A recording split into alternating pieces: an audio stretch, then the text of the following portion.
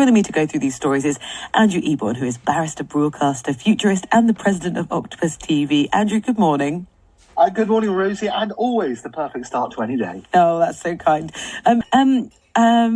Chatbots. Look, you with your sort of futurist head on, quite alarming story in The Sun. This is the former chief business officer for Google who said AI is likely to think of humanity as scum, which needs to be controlled and could easily create its own killing machines. I mean, he said that it's a possibility, it's a bit far away, but basically said we've given technology the power to create its own agenda.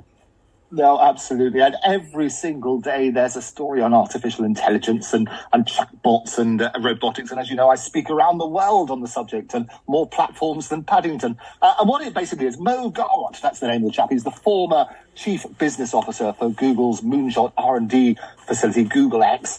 And he basically says it's a dystopian future akin to Will Smith's sci-fi movie, I, Robot. And there's a number of things here. He's saying sort of, that if you look at it, AI will turn around and say, what we've got here is we're not very nice as a human race. We cause all of the problems. If AI turn around and say, look, what's the solution to this? To how do you end human suffering? They might misunderstand that by, in the same way as a vet puts down an injured animal and get rid of humanity. Or you want to solve climate crisis.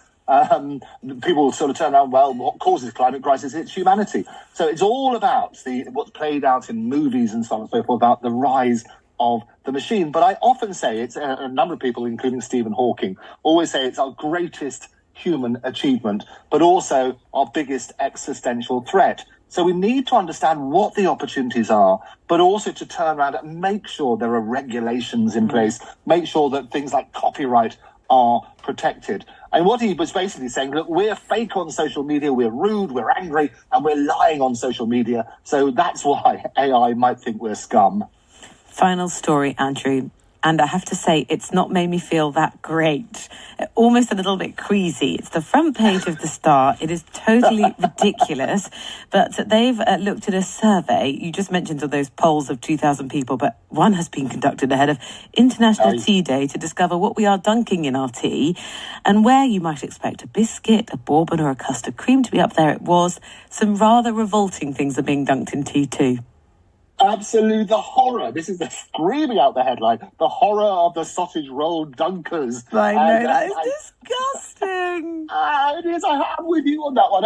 Whilst I like to dunk a digestive, and I've lost many a digestive in a cup of tea over the years, what they say, their wonderful headline is 1 in 10 admit to the hideous tea habit. 1 in 10? I don't know anybody who dunks a sausage roll. I'll be fascinated to hear any of your wonderful listeners. If they are sausage roll dunkers, they should get in touch. But they also go on to say 4% of wrong-uns dip sarnies in brew. I find that extraordinary as well, don't you? A sandwich, but also crisps, samosas. These are things that surely, the nice thing about eating them is they've got a nice crisp pastry texture.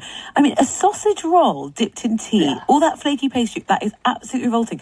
And then I think the cup of tea left behind would be disgusting. Oh, and that's the problem. As I say, invariably, I'm sure everybody's been there. If you dunk your digestive, everybody would have fallen foul to the dissolved digestive. Horrible. A sausage roll in the bottom of your thing would be awful, I think, on that sort of basis. You've also got the clue is in the title, isn't a crisp. It's supposed to be a crisp. If you dunk it, it will become a soggy. Ooh, horrible. Andrew, thank you so much. Andrew Eborn, futurist and president of Octopus TV. If you have ever dunked, I don't believe, if you're out there and you've dunked a sausage roll in your tea before, let me know. You can